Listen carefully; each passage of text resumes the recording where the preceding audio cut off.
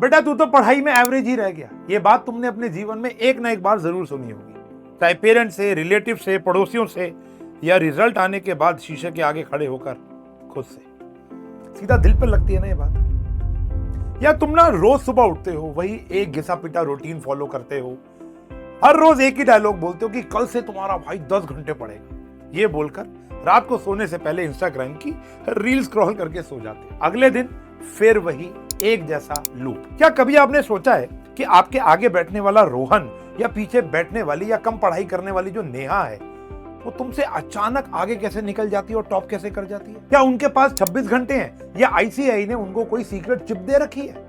Answer is no मेरे बच्चों। फर्क सिर्फ इतना है कि आप लोग अभी भी ना एवरेज स्टूडेंट वाले एक एंडलेस लूप में फंसे हो और उन बच्चों ने अपना एक प्रो मोड अनलॉक कर चुके हैं। और आज इस वीडियो में मैं एग्जैक्ट वही टेस्टेड तरीके आपको बताने वाला हूं जो आपको इस बोरिंग एवरेज लाइफ वाले जो लूप है ना, इससे बाहर निकाल देंगे। तो चलो बिना किसी देरी के सबसे पहले उस पहली प्रॉब्लम पर अटैक करते हैं जो तुमको इस भीड़ में रोके हुए है। देखो बेटा, सबसे पहले तो एक बात जाननी बहुत ज्यादा जरूरी है कि एवरेज होना कोई किस्मत का गेम नहीं है, ये एक आदत है जो आपके कंफर्ट जोन से शुरू होती है। क्योंकि एक एवरेज बच्चा हमेशा वही करता है जो आसान होता है। जिस दिन आपका पढ़ने का मन नहीं होता ना, आप चुपचाप क्या करते हो, अकाउंट्स की किताब खोलकर बैठ जाते हो, क्योंकि वहां पर जर्नल लेजर बीआरएस जैसे कुछ आसान से टॉपिक है। जब उनका आंसर आपका फाइनल आंसर से मैच होता है तो आपको एक डोपामाइन हिट होता है।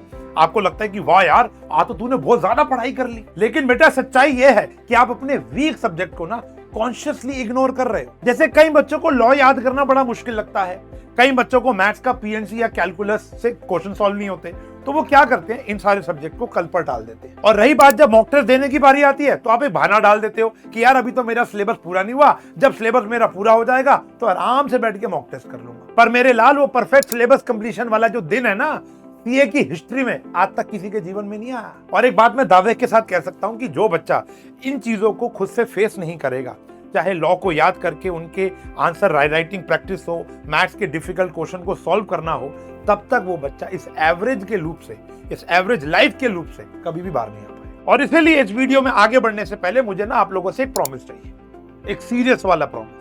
आपको कमेंट में लिखना पड़ेगा, अगर आप सीरियस बच्चे हो आपको लिखना पड़ेगा, I will break my comfort zone. मैं देखना चाहता हूं कितने बच्चे इस लूप को तोड़कर एक बेहतरीन स्टूडेंट बनने के लिए तैयार है। अब जब आपने अपने सबसे बड़े दुश्मन को हराने का फैसला कर लिया है, तो दूसरी सबसे बड़ी जो दीवार जो तुम्हारा रास्ता रोक कर खड़ी हुई है, अब उसको गिराने का टाइम आ चुका है। और वो दीवार है परफेक्शन का कीड़ा। बेटा मैंने अपने सालों के टीचिंग कैरियर के अंदर हजारों बच्चों को ना एक परफेक्ट टाइम टेबल बनाने के चक्कर में पूरा दिन बर्बाद करते हुए देखा। वो नए नए हाइलाइटर लेकर आते हैं, एक्सेल शीट बनाते हैं, एक एक मिनट का हिसाब रखेंगे, सुबह 8 से 9:30 अकाउंट्स पढ़ूंगा, 15 मिनट का ब्रेक लूंगा, फिर लॉ पढ़ूंगा। सुनने में कितना आसान लगता है और अच्छा लगता है ना ये। लेकिन जैसे ही सुबह मान लो किसी वजह से 8:15 बजे आंख खोली और 15 मिनट डिले हो गया, सारा का सारा मोटिवेशन ना धरा का धरा रह जाता है। फिर वो पता है क्या सोचते हैं कि भैया आज का टाइम तो निकल ही गया है, कल से आराम से इस टाइम टेबल पे चलूंगा। और आपको पता है यही एक एवरेज बच्चे की निशानी है। क्योंकि एक जो टॉपर बच्चा होता है ना, वो कभी भी एक परफेक्ट प्लान का वेट नहीं कर रहा होता। अगर किसी कारणवश उसका आधा दिन बर्बाद हो जाता है तो वो रोक कर नहीं बैठ जाता बेटा साइड में, वो ये क्या करता है कि जो आधा दिन बचा हुआ है उसको कैसे बचाऊं, वो पूरी जान लगा देता है उस आधे दिन में मैक्सिमम आउटपुट को निकालने के लिए। क्योंकि सीए फाउंडेशन का सिलेबस बेटा इतना वास्ट और इतना डीप है, यहाँ मैंने अक्सर परफेक्शनिस्ट बच्चों को फेल होते हुए देखा है, और जो कंसिस्टेंट बच्चे होते हैं, जो डेली पढ़ाई करते हैं, जो प्रोडक्टिव बच्चे होते हैं, उनको जीतते हुए देखा है। इसलिए मैं हर एक बच्चे को कहता हूं कि आपको 100% परफेक्ट होने की कोई जरूरत नहीं है, आपको बस कल से आज और थोड़ा बेहतर हो। तो परफेक्ट प्लान का भूत तो उतर गया ना, लेकिन अब बारी आती है उस तरीके को समझने की जिस तरीके से आपको पढ़ना है, क्योंकि वही वो तरीका है जो आपको एक्चुअल एग्जामिनेशन सेंटर में हेल्प करेगा चीजों को रिकॉल करने के लिए। अक्सर बच्चे मुझसे कंप्लेन करते हैं कि सर पढ़ने बैठते हैं, पढ़ते भी हैं, लेकिन सर दिमाग में कुछ जाता ही नहीं है। क्योंकि बेटा आप उठाते हो एक हाइलाइटर और आईसीआई का मॉड्यूल और पूरी की पूरी किताब को आप पीला कर देते हो। आपको पता है क्या लगता है कि अगर मैं आईसीआई का मॉड्यूल लाइन बाय लाइन पढ़ूंगा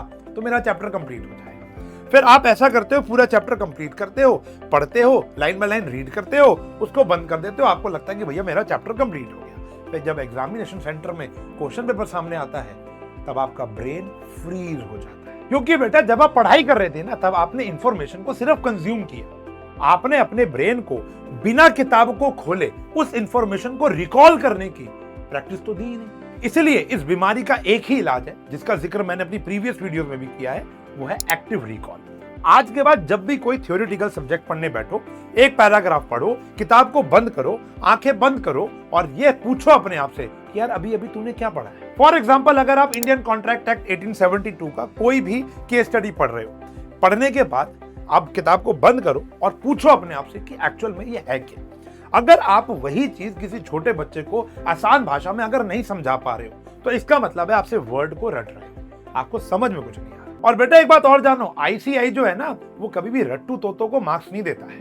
स्टार्टिंग में एक्टिव रिकॉलिंग आपको बहुत ज्यादा मुश्किल लगेगी, टाइम कंज्यूमिंग लगेगी, थोड़ी हार्ड लगेगी, लेकिन बेटा यही वो एक एक्चुअल तरीका है जो मोस्टली बड़े बड़े सीएस इसके ऊपर बात करते हैं कि एक्टिव रिकॉलिंग ही वो तरीका है जो एक रैंकर और एक एवरेज में डिफरेंशिएट क्रिएट करता है। पर बेटा दिमाग तो आपका फुल स्पीड पे तभी चलेगा ना जब मैं इसको चलने का मौका दूंगा।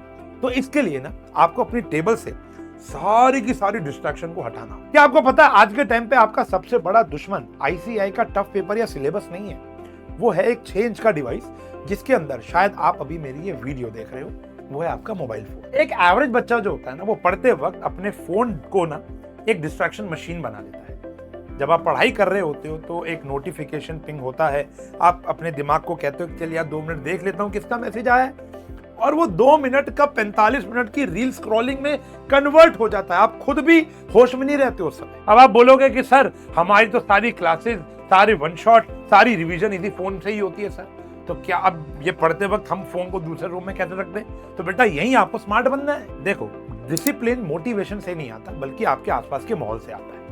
तो आज के बाद एक बात ध्यान रखना कि जब भी आप सेल्फ स्टडी कर रहे हो, आईसीआई मॉड्यूल से या नोट से पढ़ाई कर रहे हो जहां पर आपके गैजेट का कोई यूज नहीं है, तो आप अपने उस फोन को, उस गैजेट को, लैपटॉप को, जो भी चीज है उसको दूसरे फोन में रख कर आओगे साइलेंट करके। और जब लेक्चर देखने के लिए आपको अपना फोन या डिवाइस उठाना ही पड़ रहा है तो उसको डीएनडी मोड पर डाल दो ना और उसको फुल स्क्रीन पर कर लो। और इसी के साथ एक बहुत पावरफुल साइकोलॉजिकल ट्रिक भी आप खेल सकते हो अपने दिमाग के साथ, वो है द 15 मिनट रूल।